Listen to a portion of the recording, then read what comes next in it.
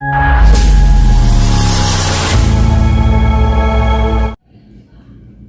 Is well.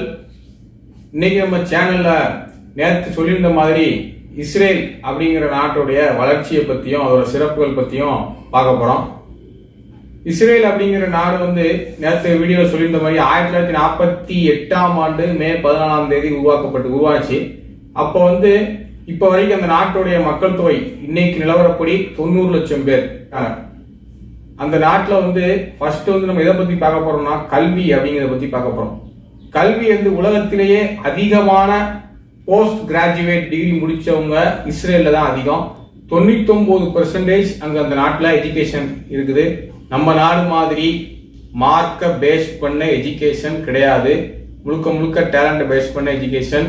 அவங்கவுங்களுக்கு திறமைக்கு என்ன வருமோ அதை வச்சு அவங்க சொல்லிக் கொடுக்குறாங்க. அதில் வெற்றியும் அடைஞ்சிருக்காங்க.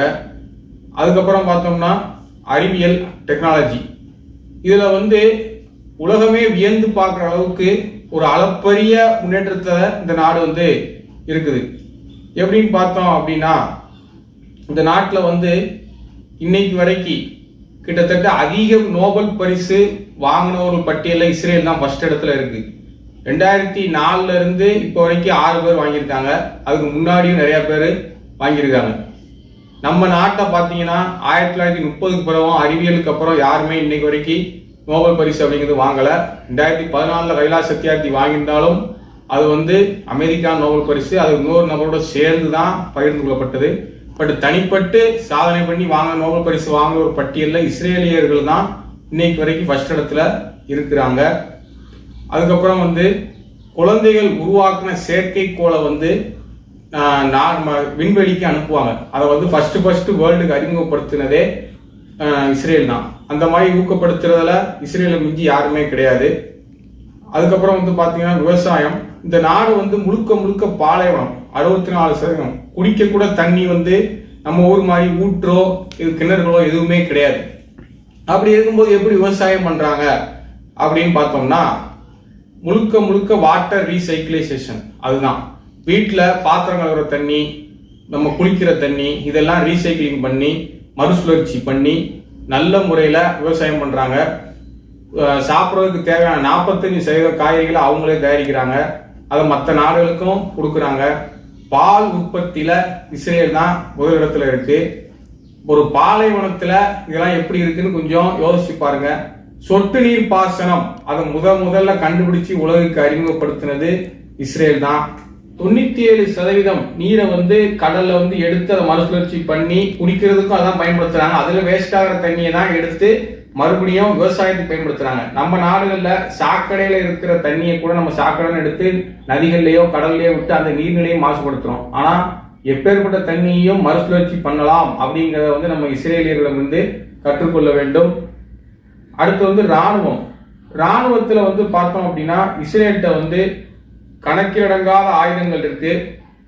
அவங்களுக்கு தேவையான ஆயுதங்களை அவங்களே உற்பத்தி செஞ்சுக்கிறாங்க. அதிகமாக உற்பத்தி பண்ண ஆயுதங்களை மற்ற நாடுகளுக்கும் கொடுக்குறாங்க. இந்தியா பெரும்பான்மை ஆயுதங்கள் இஸ்ரேல்கிட்ட இருந்து வாங்குதுன்னு ஒரு தகவல் இருக்கு. அடுத்து பார்த்தோம் அப்படின்னா அவங்கள்ட்ட இருக்கிற ஆயுதங்கள் எந்த அளவுக்குன்னா சத்தமே இல்லாம வெடிக்கிறதுக்கு ஆயுதங்கள் அவங்கள்ட்ட இருக்கு. பீரங்கி போன்ற பெரிய பெரிய ஆயுதங்களும் இருக்கு. இதுல இன்னொரு முக்கியமான இது பார்த்தோம் அப்படின்னா ராணுவத்துல அந்த நாட்டை சேர்ந்த எல்லாருமே பணியாற்றி ஆகணும் 18 வயசுக்கு அப்புறம்.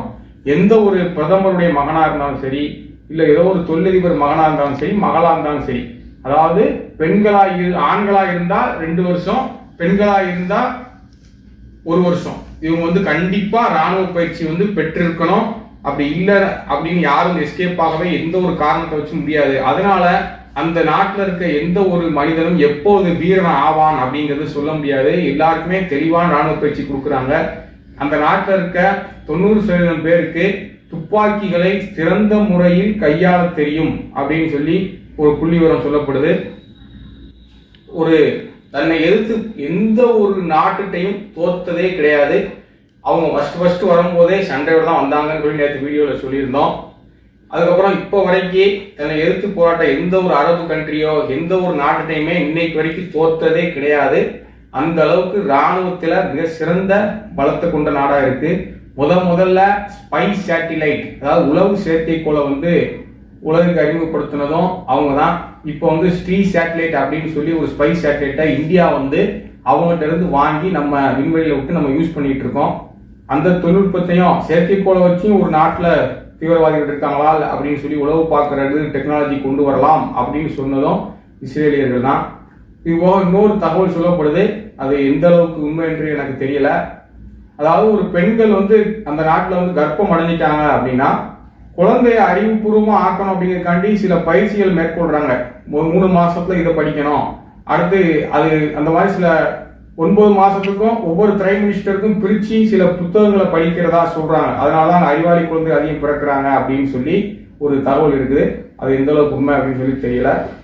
ஓகே வியூவர்ஸ், எனக்கு சொன்னபடி இன்னைக்கு ஹிஸ்டரியோட ஸ்பெஷாலிட்டி எனக்கு தெரிஞ்சதை பார்த்துட்டோம். உங்களுக்கு இதில் எது ரொம்ப பிடிச்சிருக்கு அப்படின்னு சொல்லி கமெண்ட் செக்ஷனில் கமெண்ட் பண்ணுங்க. வீடியோ பிடிச்சிருந்தா லைக் பண்ணுங்க. சேனல் சப்ஸ்கிரைப் பண்ணாதவங்க சப்ஸ்கிரைப் பண்ணுங்க. தேங்க்யூ.